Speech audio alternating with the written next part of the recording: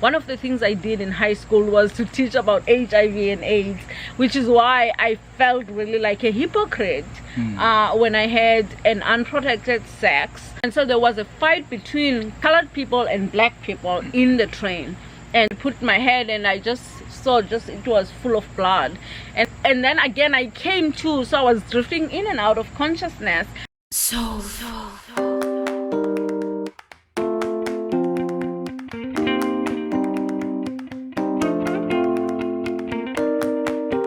Hey all, welcome back to my channel. I hope you guys are doing well.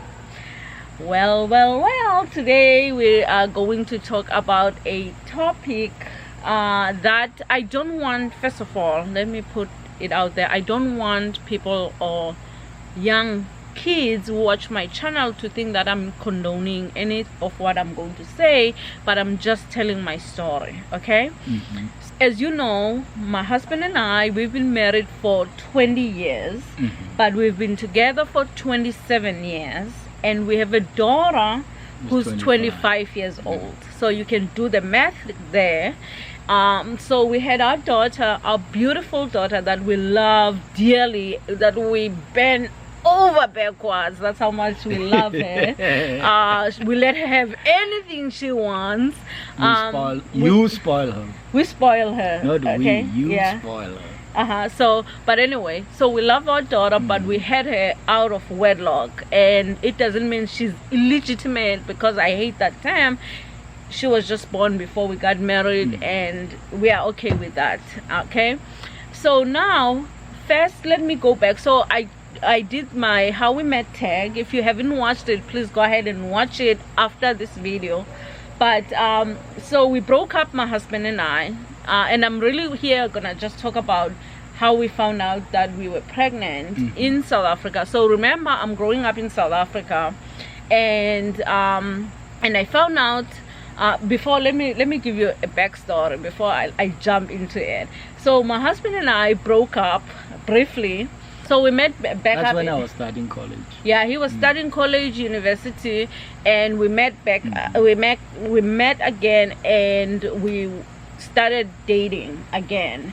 And so after starting dating again, I said to myself, oh, we had a chance encounter where we had sex, and Chance? it was kind of like, I mean, it was something that I didn't expect. Remember, I was also very involved. One of the things I did in high school was to teach about HIV and AIDS, which is why I felt really like a hypocrite when I had an unprotected sex. And so I went, I said to myself, oh my gosh, what if I fall pregnant? Right? And so I decided, let me go to the clinic without telling my mom or my sisters. In fact, I told one of my friends, and I said, hey guys, I'm the one who dragged them. I said, hey guys, since we're all having boyfriends and we, you know, like things happen and doing the deed, let's go to the clinic and make sure that we get contraceptives, right? So I went to the clinic, and I didn't go immediately. I must have been like maybe a few weeks pregnant, but I didn't know at the time. I was just like, you know, just making sure that the next time it happens, at least I have contraceptives. So we went with my friends and I. When we got there, the nurse asked me, when was your last period? I said a few weeks ago. I was still within a month, right? Or last month or something like that. And they were like, okay. They gave me a contraceptive, like a 2-month injection. So time went by. I go back to the clinic, and they say, so I told them, I said, you know what, I've been feeling nauseous. I don't know what's going on, you know, like I'm really like, you know, feeling like really nauseous, and I don't know what's going on. And they said, oh, it must be your body just getting used to the contraceptive. Because I was thinking to myself, I think that, okay, I had unprotected sex, and I came to the clinic and I had an injection, so there was no way that I could be pregnant. So when I came the second time, I'm feeling these symptoms, but they just said to me, oh, it's probably just, like nothing. It's just like your reaction to it. I was like, okay. They gave me again, right? They gave me and that injection wasn't supposed to make you have your periods either. So I think that's also another reason things were kind of like everybody, but really they should have tested me, right? Yeah. They didn't test me. They gave me again the injection. So I went home, and so with dating with this guy, going strong, and everything is fine. So then I had a job. Like I'm still, I believe, I'm almost 16 years old, around 16 years old. Actually, I'm almost 16 years old. Yes, I'm almost 16 years old, and I got a job. I had a Saturday job. It was not a holiday job. It was a Saturday job, weekend job. And so I used to work at the parade in Cape Town, and my sister's boyfriend, I worked with my sister's boyfriend, will take the same train out Dakusa. We'll take the same train coming back from work. Okay, so this is early 90s. A lot of political change was going on in South Africa at the time. There was a lot of strife, there was a lot of violence, and there was a lot of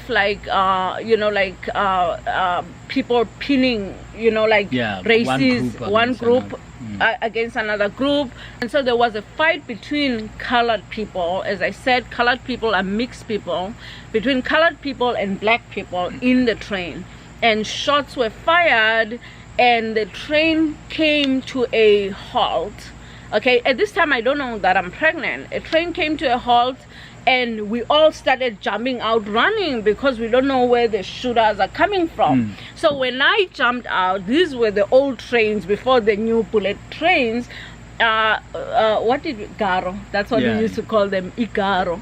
And so I jumped out of the window, but I jumped on the side. There were other tracks going the other direction. So I jumped out and I fell on the tracks, and I hit my head, like right here. I hit my head, and I was bleeding all over, and I got up, started running, right? And in the middle of that, I lost consciousness. And so I just fell, this was between Maitland, I don't know what other station, Pinelands and Maitland, I don't know, but it was a station. The train didn't stop at the station, it stopped between stations. And so I jumped, so I fell. So I heard people saying, come in, come back in, because basically the train could have left me in the middle of nowhere, and I probably would have died if if I didn't come back into consciousness. And so people saw me that I fell, and they took me. Actually, guys came and they took me and put me back in the train.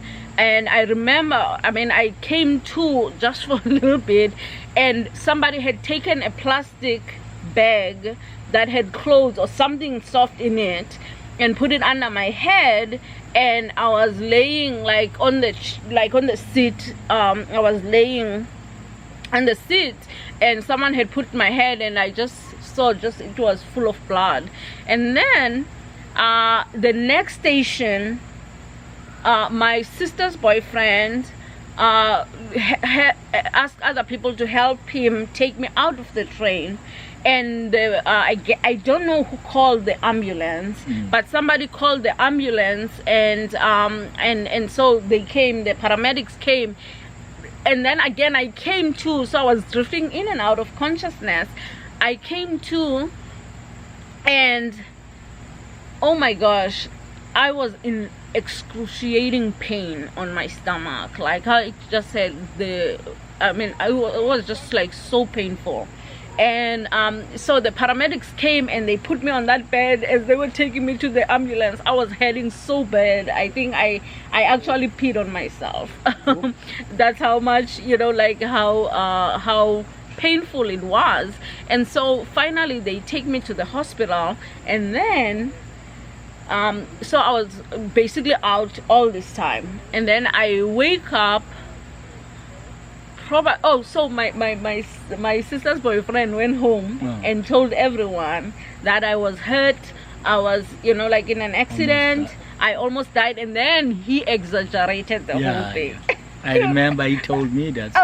What did he say? He told me that you were almost dead. You were in the hospital. Yeah, he was like, I think he said there was my rib punctured my lung. And he made it worse than what I was, just like bleeding from, like from my head.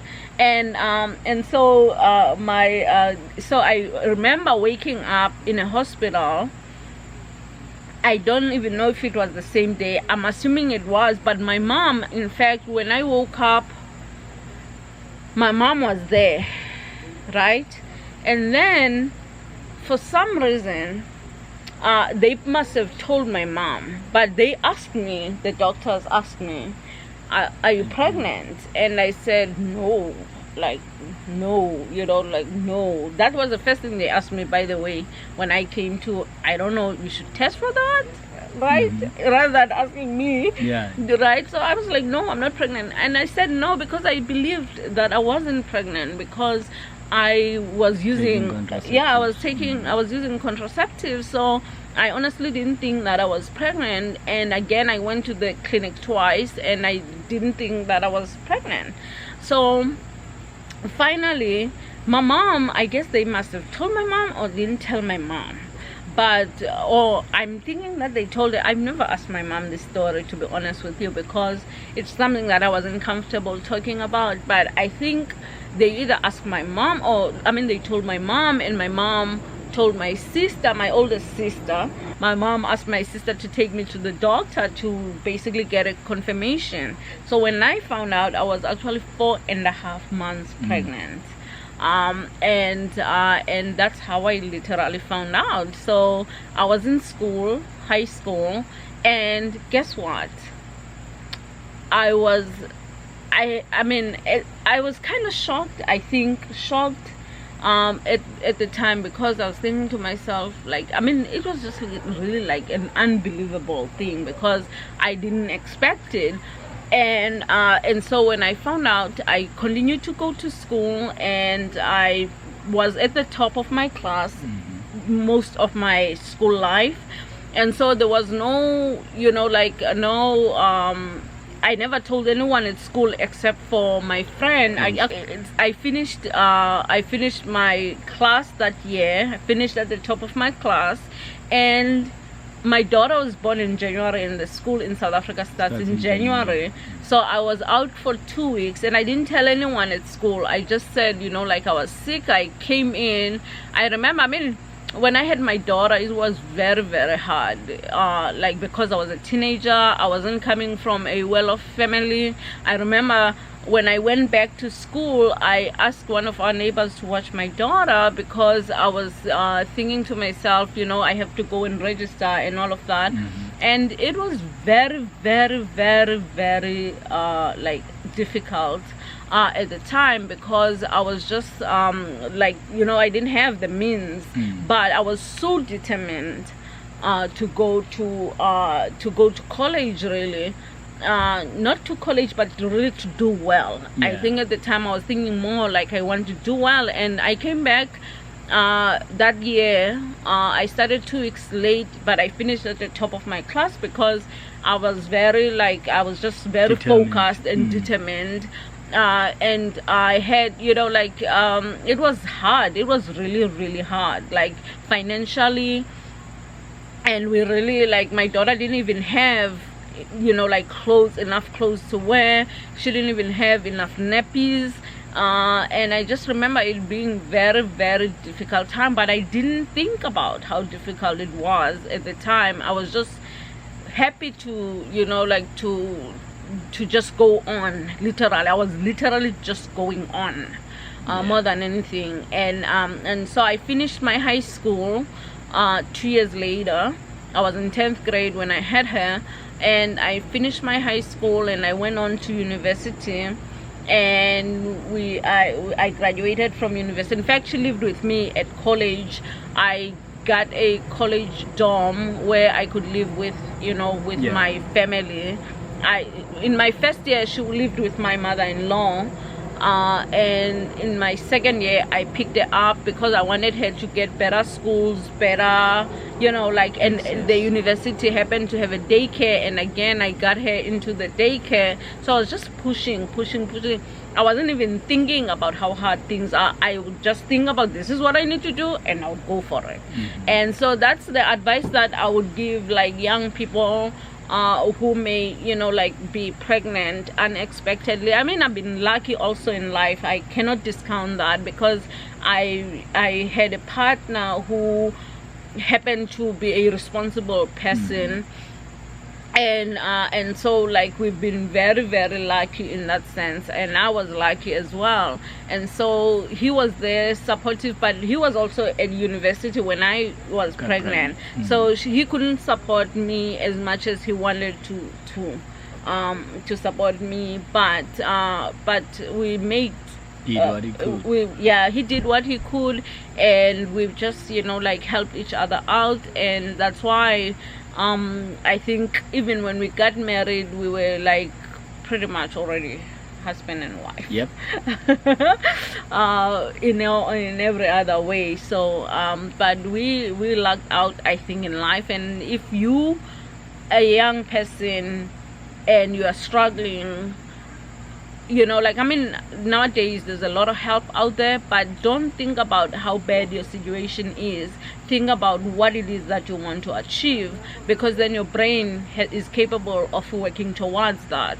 But if you're thinking too much about how hard life is for you, then your brain is just gonna be pretty much fixated on that rather than fixated on solutions.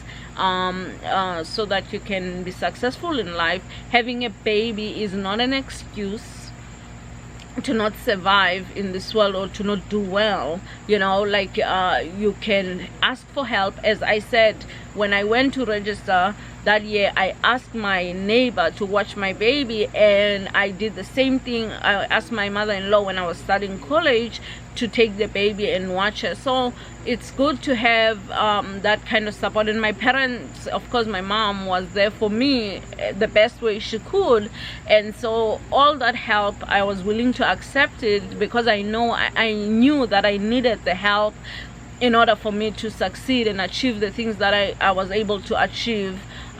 You know, like, after I had a baby, having a baby at 16 years old is not an easy thing, but again, I was able to achieve the things that I achieved because I was focused, and also I accepted all the help that I could get from everyone. Someone is choking. Okay, thank you so much, guys, and I hope you guys are doing well, and I hope this video helps anyone who, you know, feel like they are facing a daunting challenge because they either became pregnant or just struggling in life. You know, struggles come in many packages, and it's important to just soldier on and keep going, and not focus and fixate yourself on the problem, rather on solutions, and really keeping your eye on the goal of what it is that you want to achieve. Thank you so much, and I hope you guys enjoyed the video. If you like the video, please subscribe, and don't forget to click like and share. Okay, thank you so much.